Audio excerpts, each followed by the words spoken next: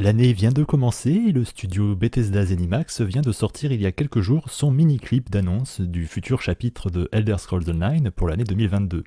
Alors on va regarder ensemble et après l'avoir regardé, on va le décortiquer un peu.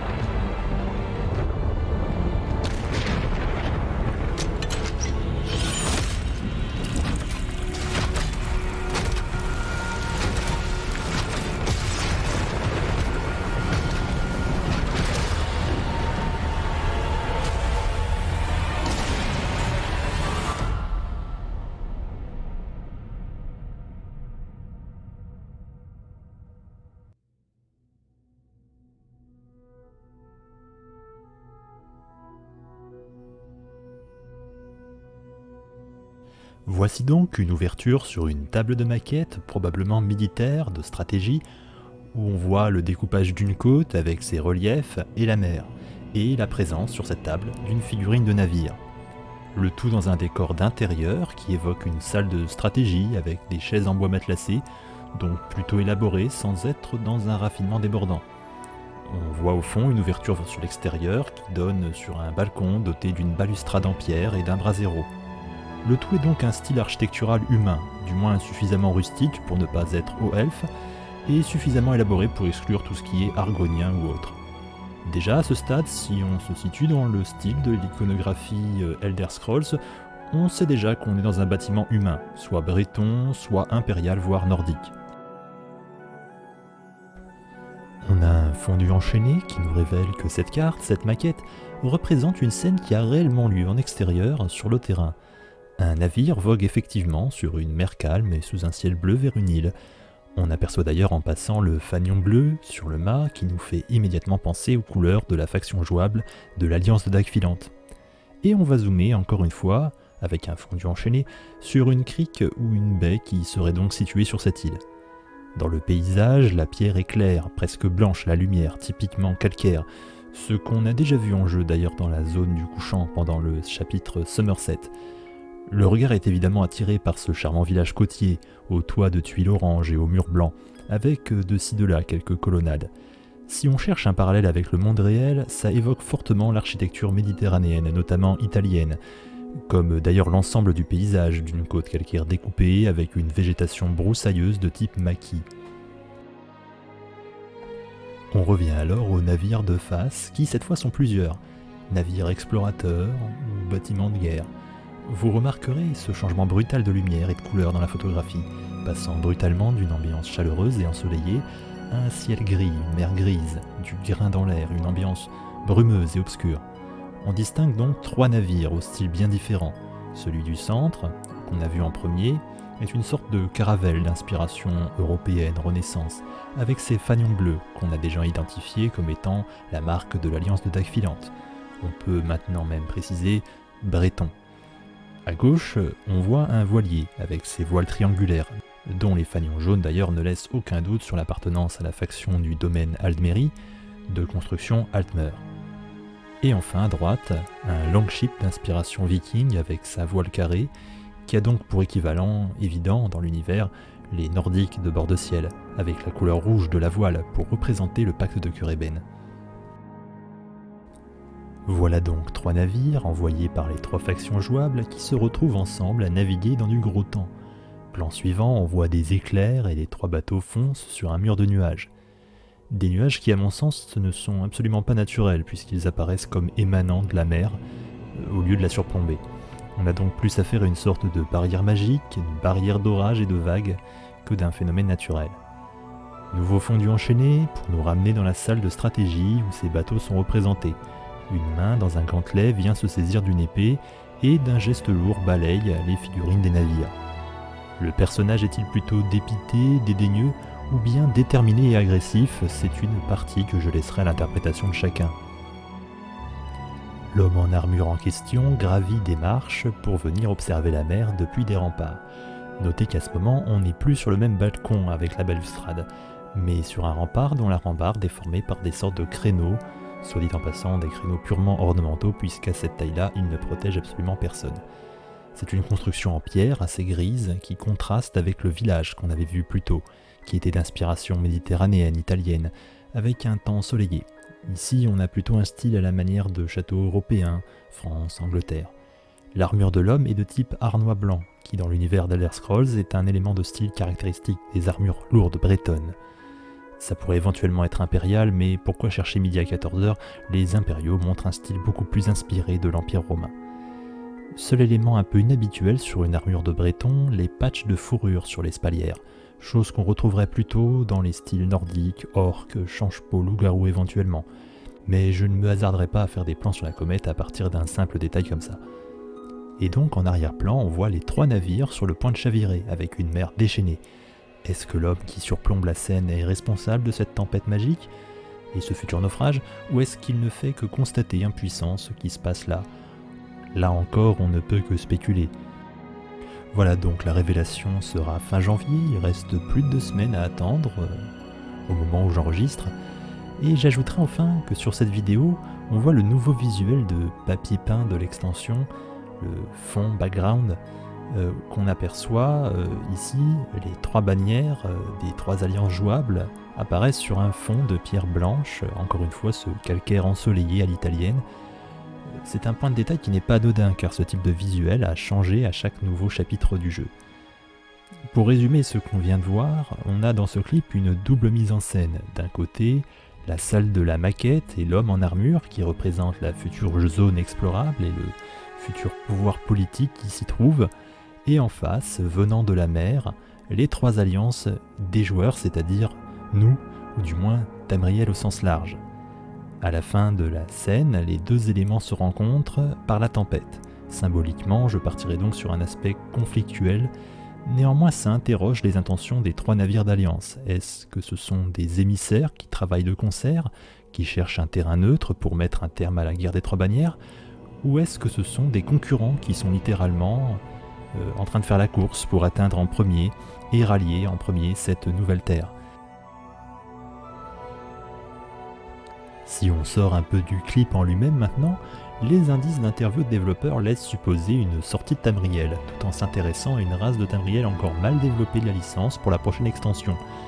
Compte tenu de l'homme en armure, du bâtiment où il se trouve, et du fait que le premier navire vu et celui qui se retrouve en position centrale est un navire breton, et en mettant en regard le fait que puisque Haute-Roche a été entièrement dévoilé dans les zones du jeu de base, et donc que les Bretons n'ont eu droit à aucun développement depuis, il est à ce stade à peu près certain que la race concernée sera les Bretons. Du côté des spéculations des uns et des autres, avant et après la sortie du clip, il y a des gens qui ont relevé dans un obscur texte de lore lisible au fin fond du dernier DLC, il est question d'un PNJ, Pierron, qui serait revenu d'une île mystérieuse, la High Isle, ou Haute Île pour traduire chez nous. Indice assez maigre et insuffisant en soi, mais qui peut éventuellement faire sens avec le reste. Maintenant, où est-ce qu'on va situer l'action? Si vous me dites ambiance méditerranéenne, je vous réponds immédiatement mer abécéenne. Si on doit sortir de Tamriel, qui je le rappelle est un continent, tout cela fait sens, on reste sur Nirn, simplement au-delà des mers. On peut donc déjà exclure les régions tropicales, pas de Piandonné, les régions polaires, pas de bord de ciel ni d'Atmora. De la même façon, culturellement, on peut exclure l'est de Tamriel, pas d'elfe noir ni d'Acavirois. On sera quelque part dans l'ouest de Tamriel. L'ouest de Haute-Roche ne me semble pas assez ensoleillé, cela dit, à moins que des DLC nous fassent visiter des îles situées à des latitudes différentes. Mais en tout cas, j'ai aussitôt repensé à des îles très rarement mentionnées qui feraient de parfaites candidates pour répondre à tous ces critères. On peut les voir sur cette vieille carte de Elder Scrolls Adventures, Redguard, l'île de Herne et de Caspar. Ou encore éventuellement l'archipel des Sistres. Ce choix d'île permet en effet d'apporter de la nouveauté, de l'inédit, sans avoir à réécrire ou remettre en cause des zones déjà abordées dans le jeu de base ou dans des chapitres précédents. C'est assez astucieux pour écrire du lore nouveau qui se prémunit d'avance de trop de retcon. Et ça, c'est quelque chose qu'on peut apprécier effectivement, de l'inventivité, de la nouveauté et en même temps des références bien ancrées déjà dans les documents, même si c'est assez peu connu. Maintenant, qu'est-ce qu'on va pouvoir trouver dans ces îles ? On l'a vu, il y aura probablement un climat méditerranéen et peut-être plusieurs îles avec plusieurs climats différents. Il y aura a priori une population bretonne, peut-être des restes de civilisation, allez, disons impériale ou éléide, et éventuellement des races maritimes, voyageuses. On pourrait toujours imaginer qu'effectivement les vagues d'immigration Yokudan, de Rouge-Garde ou de Proto-Rouge-Garde aient pu passer par ces îles. On peut également imaginer des établissements aux elfes, Altmer. On peut aussi imaginer des Maormeurs de passage, des elfes des mers. Les questions d'intrigue politique, on peut donc s'attendre à des PNJ, roitelets, suzerains, rebelles ou autres, et leur rapport avec les nouveaux venus des trois alliances. Est-ce que ces trois alliances agiront de concert ? Est-ce qu'elles seront opposées ? Est-ce qu'elles chercheront les faveurs ? Ou est-ce qu'elles seront dans l'opposition ? Et le conflit avec les indigènes, tout ça est encore du domaine du suspense. Maintenant, pour ce qui est du gameplay, je sais c'est un aspect assez peu abordé dans des vidéos de lore, mais je pense que les deux sont toujours très liés. Une extension qui ferait la part belle aux mers, à la navigation, pourrait être une occasion très intéressante pour aborder ce sujet encore très peu présent, alors qu'il était constitutif des Elder Scrolls, notamment on l'a dit, Elder Scrolls Adventure Redguard, avec la piraterie, etc.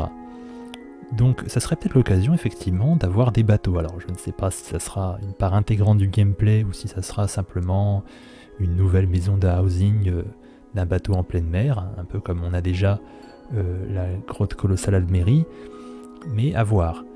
Pour ce qui est des classes et des races, est-ce qu'on peut s'attendre à de la nouveauté ? La solution la plus évidente depuis quelques chapitres, on l'a vu, c'est pour eux d'ajouter des modifications marginales avec des lignes de compétences. Par exemple, on a eu l'archéologie, on a eu la ligne psychique, on a eu les partenaires PNJ compagnons. Bon, est-ce qu'on peut s'attendre à une nouvelle feature de ce type ? Ça serait la solution de facilité. Pour ma part, j'espère quelque chose d'un peu plus ambitieux. Alors, est-ce que ce sera la fabrique des sorts, le spellcrafting, ce serpent de mer qu'on n'attend plus? J'en doute fortement. Si on devait avoir une nouvelle race jouable, les elfes des mers, Maormeurs, qui sont déjà très bien installés dans le cadre et qui ont un lien avec la mer, serait un choix assez intéressant. Maintenant, je doute qu'ils veuillent ajouter une nouvelle race, mais pourquoi pas. Je pencherais plutôt pour une nouvelle classe. Alors, on a eu une nouvelle classe avec Morrowind, les gardiens, d'ailleurs une classe qui n'était pas tout à fait à mon sens adaptée avec le thème de l'extension, mais passons. On a eu ensuite 2 chapitres plus tard, donc avec Elsewhere, on a eu le nécromancien. On a eu Grimoire, on a eu Gates of Oblivion.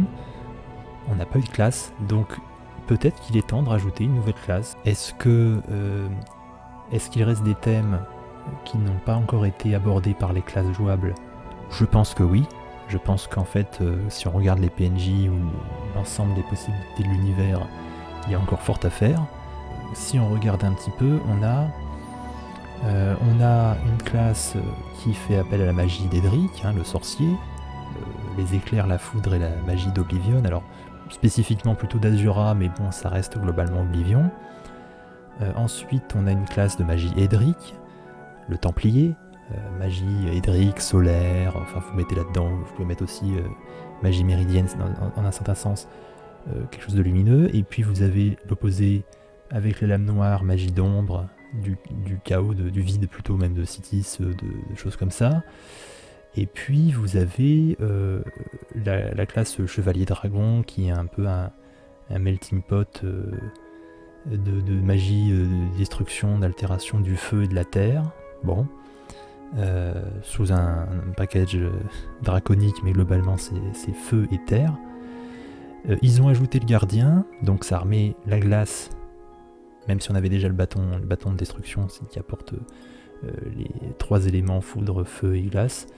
Mais avec le gardien, on a en plus les animaux et la végétation, donc la nature. Et enfin, le nécromancien qui apporte les morts vivants, la magie nécrotique. Donc, qu'est-ce que ça laisse ? Eh bien, si on réfléchit, on voit bien qu'il manque un élément ou deux. Il manque le vent. Bon, le vent, à la rigueur, avec les éclairs, on peut avoir quelque chose comme ça du côté du sorcier, même si c'est pas l'idéal. Ou les vents glacés du gardien, bon. Mais il manque l'eau. Il manque clairement l'eau, il manque toute la magie aquatique. Alors moi, je vais appeler ça la classe aquamancien, du coup. À mon sens, c'est vraiment ce qui manque dans le panel de classes jouables de départ. Une classe d'aquamancien qui aurait des visuels comme on peut en voir par exemple avec la magie des Néréides. Vous voyez des Néréides à Ars Corinum par exemple. Vous voyez aussi la magie des Slaudes des mers avec le raid sur Zmaja. Ou aussi d'ailleurs on voit que ça a été récupéré par les psychiques dans la tour de Sephora. Donc les téléportations psychiques, en gros, on a l'impression que c'est quand même de la magie aquamantique. Donc ça pourrait être une classe qui utilise donc l'eau, la magie de la mer.